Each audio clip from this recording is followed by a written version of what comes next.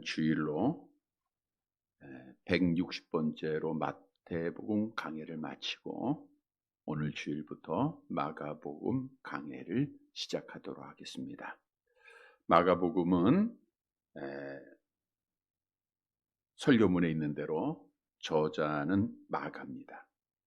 기록 연대는 기원후 65년에서 70년 사이에 로마에서 기록을 했고, 기록 대상, 로마에 있는 그리스도인들, 즉 오늘날은 예수를 믿는 우리들에게 주시는 말씀이죠.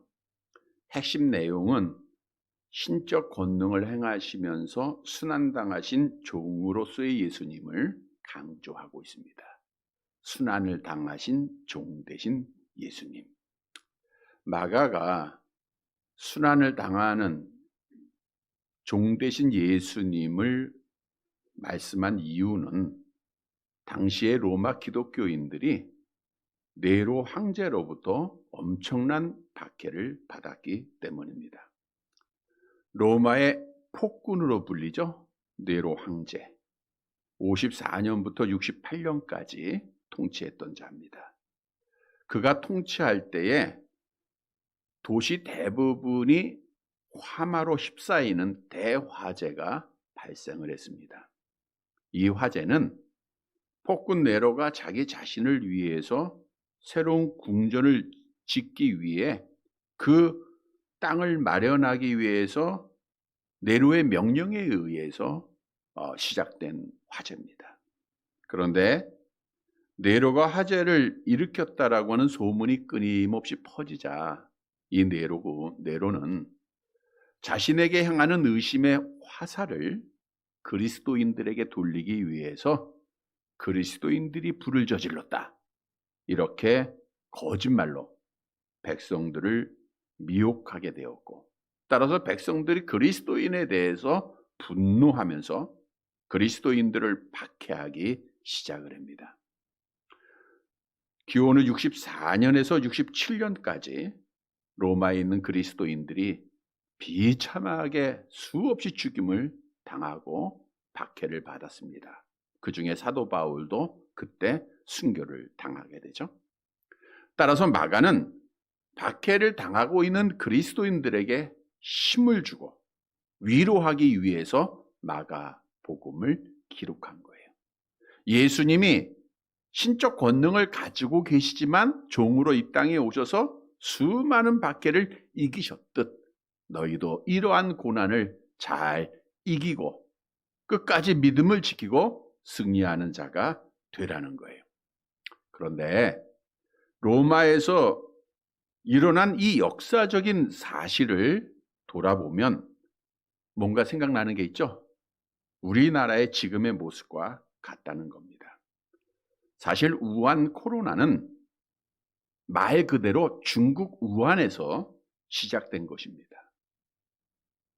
전문가들의 충고를 듣지 않고 친중국 정책에 목맨 대통령 이하 위정자들이 중국 사람들을 처음부터 막지 못한 근본적인 책임이 그들에게 있는 겁니다.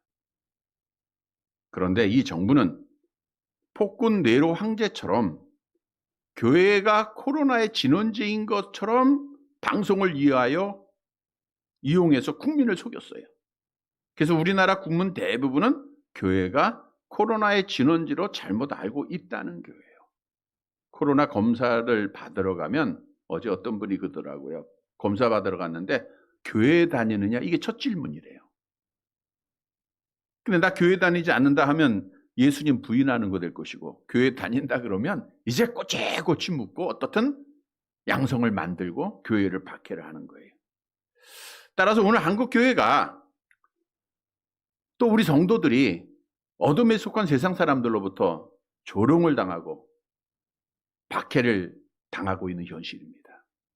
심지어 종교의 자유가 있는 이 나라에서 정정하게 당당하게 하나님 앞에 예배도 드리지 못하는 오늘의 현실이 되고 말았다는 거예요.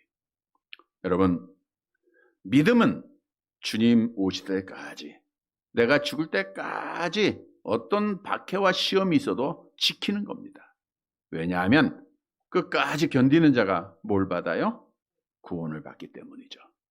그래서 오늘 시작되는 이 마가복음의 말씀을 통해서 우리가 이 땅에서 억울하게 박해를 당하고 고난을 당한다 할지라도 우리 주님 따라가면서 끝까지 믿음을 지켜서 승리하는 복받는 성도들이 되시기를 간절히 바랍니다.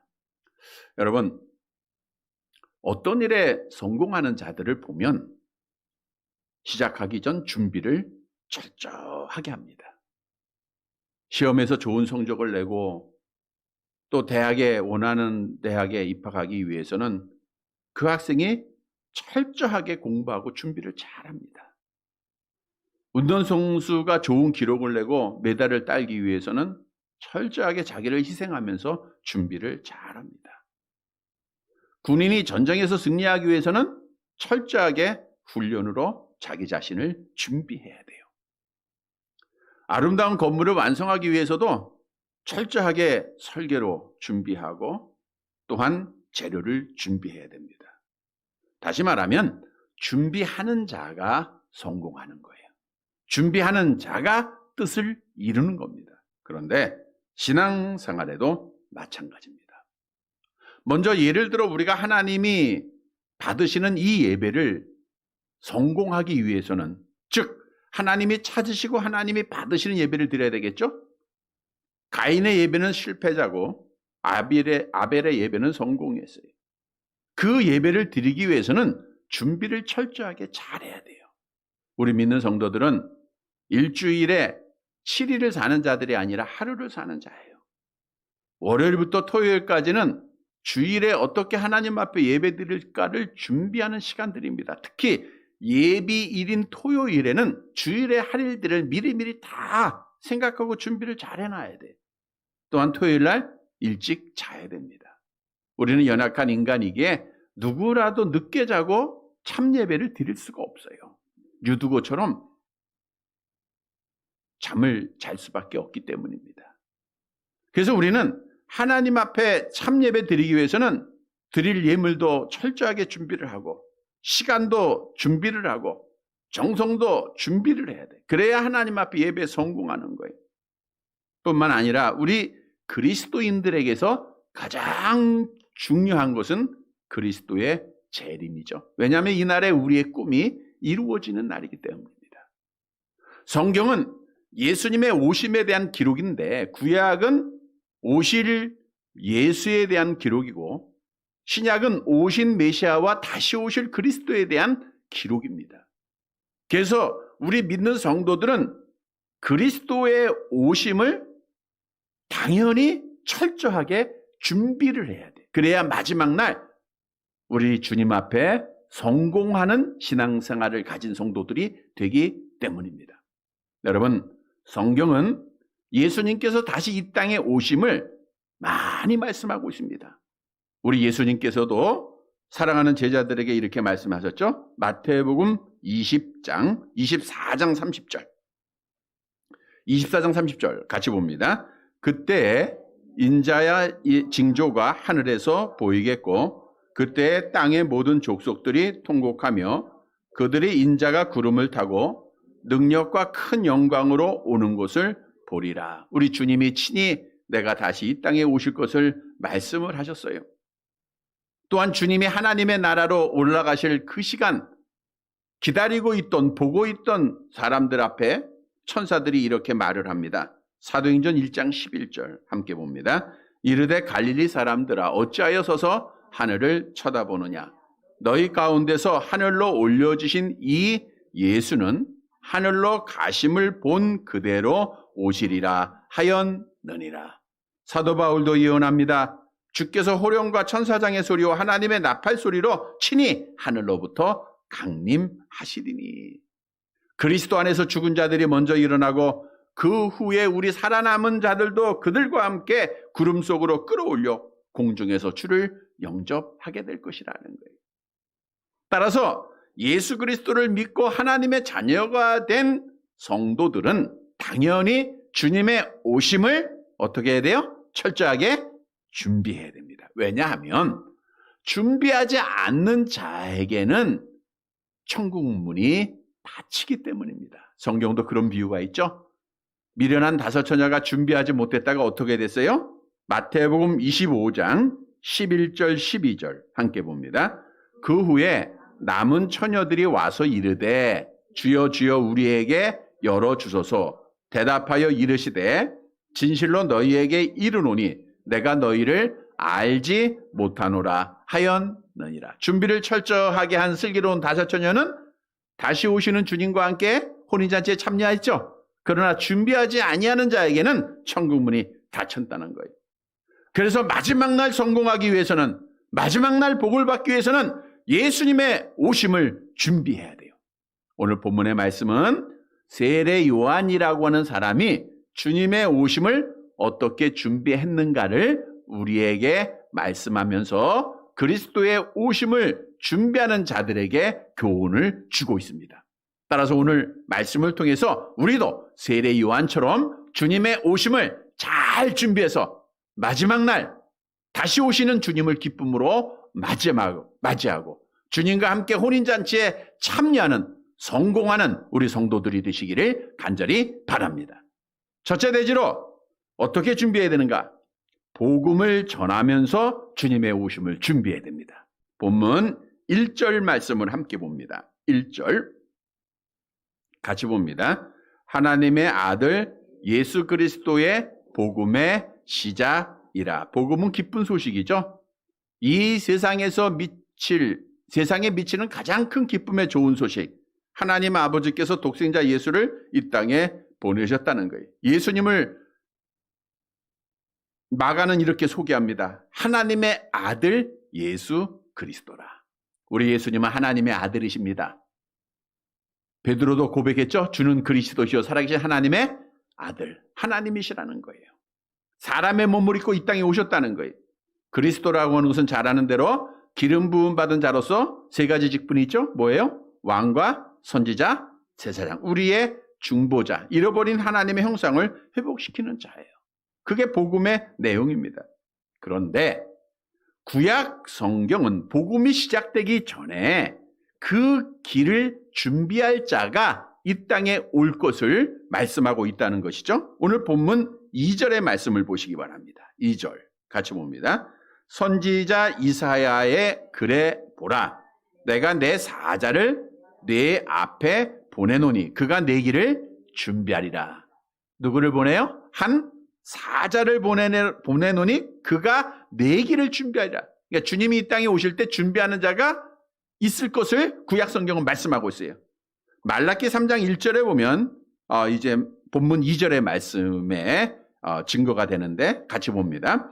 만군의 여호와가 이르노라. 보라 내가 내 사자를 보내리니 그가 내 앞에서 길을 준비할 것이요. 주님의 오심을 준비하는 자가 나오죠. 또 이사야서 40장 3절 같이 봅니다. 외치는 자의 소리요 이르되 너희는 광야에서 여호와의 길을 예비하라. 사막에서 우리 하나님의 대로를 평탄하게 하라. 그래서 주님의 오심을 평탄하게 하기 위해서 준비된 사람이 이 땅에 보내심을 받을 것을 말씀하고 있어요. 그 사람이 누구예요? 세례 요한입니다. 그래서 세례 요한은 구약의 약속대로 예수님보다 6개월 먼저 이 땅에 오셔서 주님의 오심을 잘 준비를 했는데 어떻게 준비를 했는가? 본문 3절과 4절의 말씀을 보겠습니다. 마가복음 1장 3절 4절 같이 봅니다. 광야에 외치는 자의 소리가 있어 이르되 너희는 주의 길을 준비하라. 그의 오실 길을 곧게 하라. 기록된 것과 같이 세례 요한이 광야에 이르러 죄사함을 받게 하는 회개의 세례를 전파하니. 세례 요한은 구약의 말씀대로 이 땅에 오셔서 주님의 오심을 평탄케 하기 위하여 준비를 하는데 오늘 본문 4절에 보니까 회개의 세례를 전파했다는 거예요. 회개라고 하는 것은 다시 생각하고 돌아서다라는 뜻으로 죄를 깨닫고 슬퍼하고 하나님께로 그 길을 돌이킨 것을 말하고 있습니다. 세례는 잠그다 씻는다라고 하는 뜻으로 성삼위 하나님의 이름으로 주는 성스러운 예식이죠. 그런데 지난주에도 말씀드렸죠? 세례는 누구한테 베풀어요? 예수를 그리스도로 믿는 자에게 주는 거예요. 따라서 세례 요한이 회개의 세례를 베풀었다라는 것은 복음의 주인공 대신 누구를 전하는 거예요? 예수를 전하는 거예요. 예수께서 하나님의 아들이시고 예수께서 그리스도라고 하는 사실을 전파했다라는 겁니다. 다시 말해서 복음을 전하면서 예수를 전하면서 뭘 준비했어요? 주님의 오심을 준비한 거죠. 그래서 오늘 본문이 우리에게 주는 교훈이에요. 우리가 정말로 주님의 다시 오심을 기다리는 성도라고 하면 우리도 복음을 전하면서 예수께서 그리스도이심을 전하면서 준비하는 자가 되어야 한다는 거예요. 이렇게 복음을 준비하는 자가 다시 오실 주님을 기쁨으로 맞이할 수 있는 자가 된다는 거예요. 여러분, 주전 400년경에 말라기가 맞춰집니다. 그러니까 신약이 시작될 때까지 400년 동안 종교 민족이었던 유대 민족에게는 하나님의 선지자가 없었어요. 하나님의 음성에 대한 갈급한 심령을 가졌던 자들에게 세례 요한이 나타나 회개의 세례를 전파합니다. 회개하라, 천국이 가까웠느니라. 그랬더니 많은 사람이 모였을까요? 안 모였을까요? 많은 사람이 모입니다. 하나님의 선지자의 말씀을 그리워했던 자들이 이제 세례 요한을 만나기 위해서 갔고 세례 요한의 말씀을 듣고 그리고 그에게 세례를 받게 되죠. 본문 5절입니다. 마가복음 1장 5절 함께 봅니다. 온 유대 지방과 예루살렘 사람이 다 나아가 자기의 죄를 자복하고 요단강에서 그에게 세례를 받더라. 그래서 많은 사람이 세례 요한한테 세례를 받고 세례 요한이 복음을 증거함으로 주님의 오심을 준비한 거예요. 그러면 왜 복음을 전하는 것이 주님의 오심을 준비하는 일이 되는가? 이 답을 얻기 위해서는 예수님께서 말세 징조를 예언한 마태복음 24장으로 가봐야 되겠죠? 14절 말씀입니다. 함께 봅니다. 이 천국 복음이 모든 민족에게 증언되기 위하여 온 세상에 전파되니 그제야 끝이 오리라. 우리 주님이 다시 이 땅에 오세요, 안 오세요? 오세요. 그런데 오시기 전에는 복음이 어디까지 전파돼요? 땅 끝까지 전해져야 되는 거예요. 예수님의 오심을 준비하는 자는 따라서 땅 끝까지 하나님의 복음을 전해야 된다는 겁니다. 여러분, 주님의 오심을 기다려요, 안 기다려요? 빨리 왔으면 좋겠어요? 늦게 왔으면 좋겠어요? 빨리 왔으면 좋겠죠. 근데 빨리 오기 위해서는 우리가 해야 할 일이 있어요. 뭐 해야 돼요? 복음을 전해야 되는 겁니다.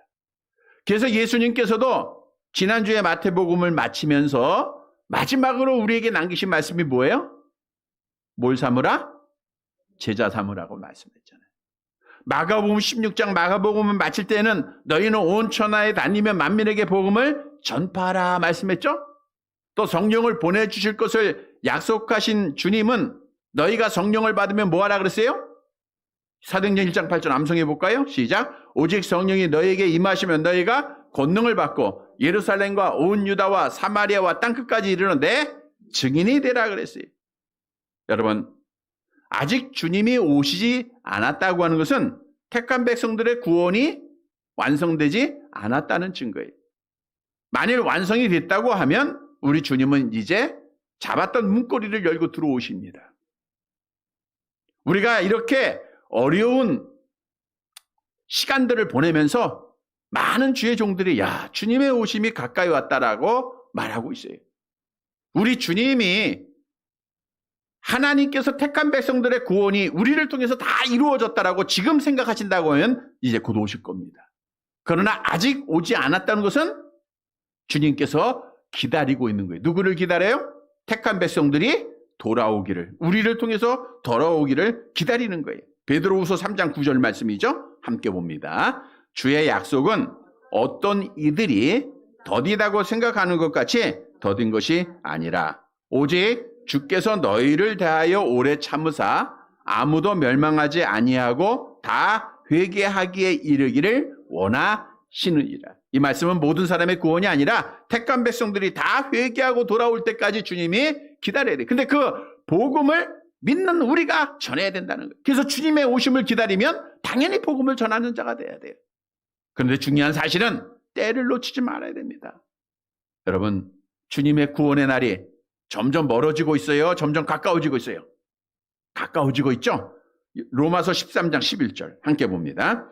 또한 너희가 이 시기를 알거니와 자다가 깰 때가 벌써 되었으니 이는 이제 우리의 구원이 처음 믿을 때보다 가까웠습니다. 하루하루 가까이 오고 있는데 아주 심히 가까이 왔어요. 때를 놓치지 말아야 됩니다. 내가 죽어도 때를 놓치는 것이고 우리의 대상자가 죽어도 때를 놓치는 거예요. 성도 여러분, 정말 내가 주님의 다시 오심을, 내가 천국을 소망하는 하나님의 자녀라고 하면 복음을 전하면서 준비해야 됩니다. 복음을 전하면서 때를 놓치지 말아야 됩니다. 오늘 세례 요한의 모습을 본받고 때 놓치지 말고 우리가 복음 전해서 우리의 형제들에게, 자녀들에게, 이웃들에게 예수가 그리스도이심을 증거하면서 주님의 다시 오심을 준비하였다가 주님 오실 때에 복받는 사랑하는 성도들이 되시기를 간절히 바랍니다. 두 번째로 광야의 생활로 주님의 오심을 준비해야 됩니다. 광야 생활로 준비해라. 오늘 본문 6절의 말씀이죠. 마가복음 1장 6절 같이 봅니다.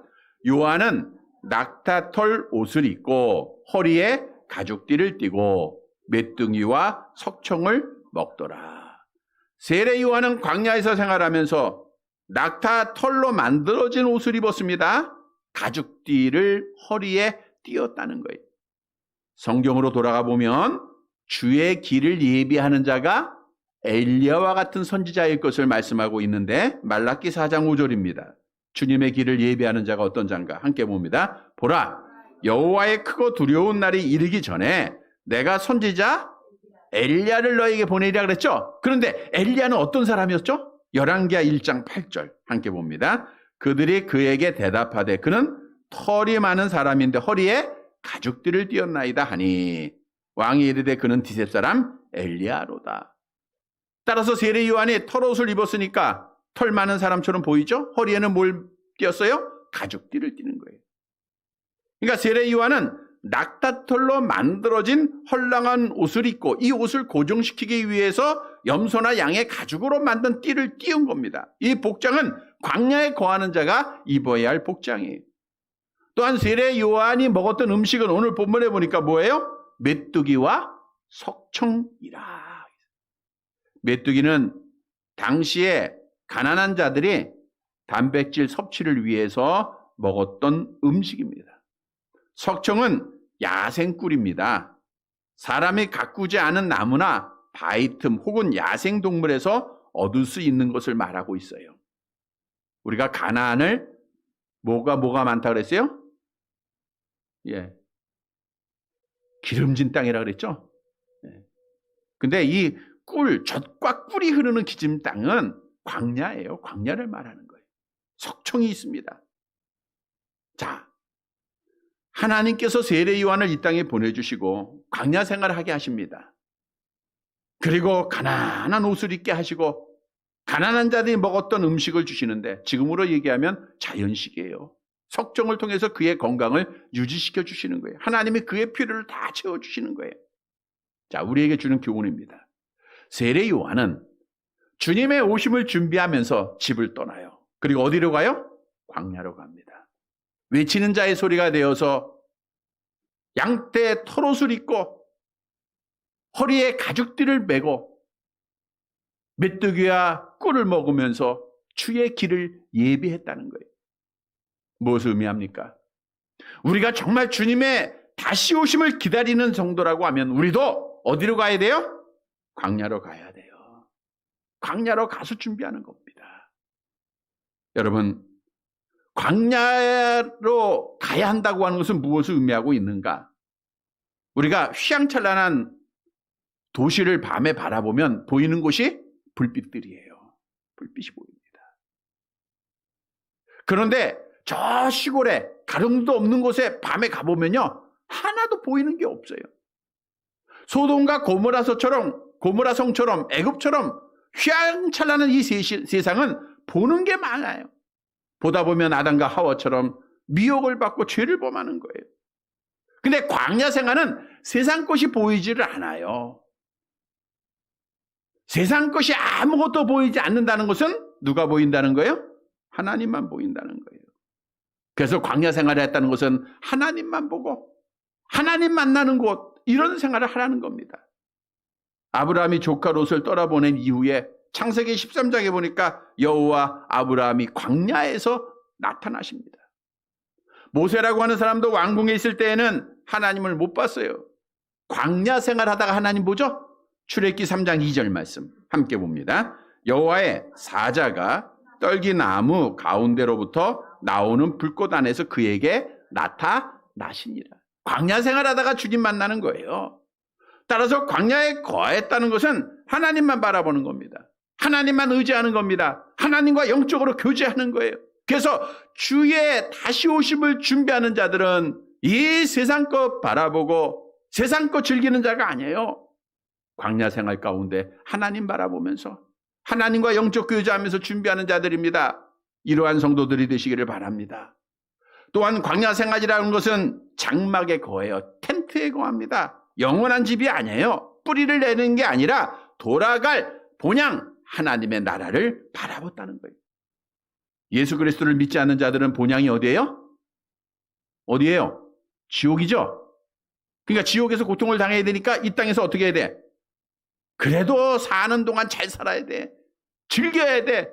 그래서 그들은 먹고 마시고 입는 것 걱정하고 고민하며 좀 더 잘 살기 위해서, 왜? 본향이 지옥이니까 여기에 있을 때라도 잘 먹어야죠. 그런데 본향이 천국인 사람들은 이 땅의 것과 비교가 될 수 없잖아요. 하나님께서 약속하신 천국의 말씀의 내용들을 보면 얼마나 아름다운 집입니까? 성경은 분명히 우리가 예수를 믿는 자들은 하나님의 나라를 상속받게 될 것을 약속하고 있어요. 야고보서 2장 5절이죠. 함께 봅니다. 사랑하는 자들에게 약속하신 나라를 상속으로 받게 하지 아니하였느냐. 그래서 나는 하나님의 나라를 상속받을 자예요. 하나님의 나라를 상속받을 자인 줄 믿으시기를 바랍니다. 따라서 우리는 이 땅에 사는 동안 주님의 오심을 준비하면서 땅의 것 바라보지 말고 하나님의 나라 바라봐야 돼요. 골로새서 3장 1절 함께 봅니다.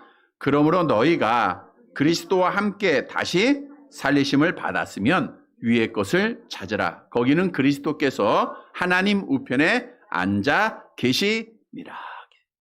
스데반 집사가 하나님의 나라 바라보면서 끝까지 믿음을 지킵니다. 하나님의 나라를 바라보면 위로가 있어요. 하나님의 나라를 바라보면 인내할 수 있습니다. 하나님의 나라를 바라보면 찬양할 수 있어요.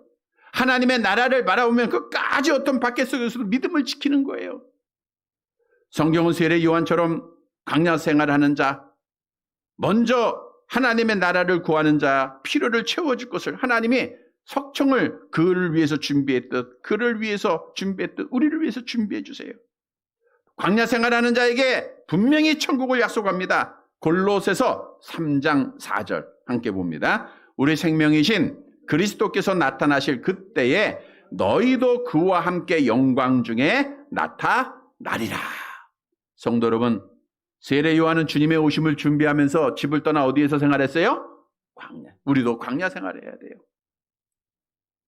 하나님만 바라보는 자가 돼야 됩니다. 눈을 뜨나가무나 하나님만 바라봐야 돼요.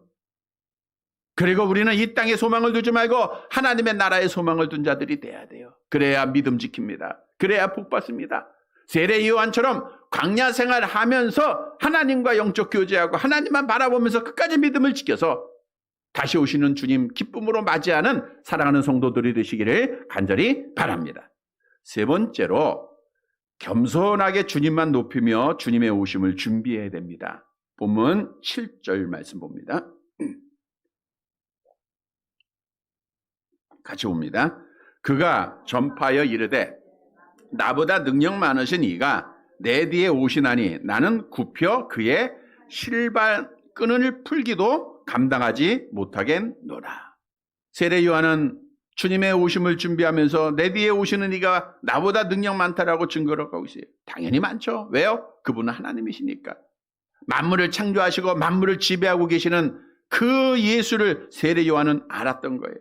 오시나니라고 하는 것은 현재 동사입니다. 지금 오고 계시다는 거예요. 우리 주님도 지금 다시 이 땅에 오고 계시면 우리가 잊지 말아야 돼요. 그리고 세례 요한은 이렇게 고백을 했죠. 나는 굽혀서 그의 신발끈을 풀기도 감당하지 못하겠노라. 당시에 주인이 밖에서 돌아오면 종은 주인의 발에서 허리를 굽혀서 신발끈을 풀어요. 그리고 신을 벗기고 발을 씻기는 일을 했어요. 누가 했다고요? 종이 하는 거예요. 그런데 세례 요한은 주님과 자기를 비교하면서 나는 신발끈을 풀기도 감당하지 못하겠다라는 것은 나는 주님의 종도 될 수 없다. 종도 되는 자격도 없다라고 자기 자신을 낮추어서 고백하는 겁니다. 다시 말하면 자기는 낮아지고 주님을 높이는 거예요. 그리고 말합니다. 본문 8절 마지막 절 같이 봅니다. 나는 너희에게 물로 세례를 베풀었거니와 그는 너희에게 성령으로 세례를 베푸시리라.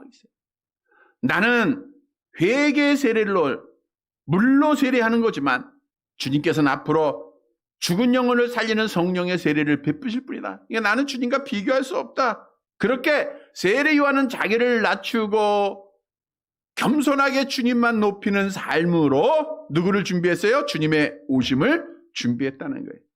여러분, 우리에게 주는 교훈입니다. 우리가 주님의 다시 오심을 준비하는 자들은 나를 낮춰야 돼요. 그리고 주님을 높이는 삶을 살아야 됩니다.